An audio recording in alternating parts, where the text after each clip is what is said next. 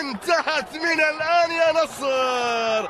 الله على العميد، الله على العميد النصراوي، الله على العميد النصراوي. عملها في الشباك، سجلها نادي النصر. إذن هدف الراحة، هدف الأمان. لا تقول لي تعادل واطلع بتعادل، لا، هو 1 و2. والله قادر نادي النصر انه يسجل فريق نادي تراكتور، بينما هنا محاولة موجودة وهنا هدف التعديل يأتي الآن لمصلحة تراكتور سازي.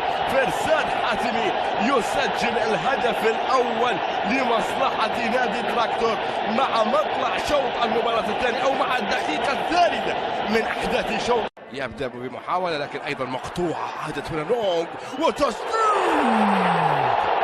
والهدف الثاني مع الدقيقة 61.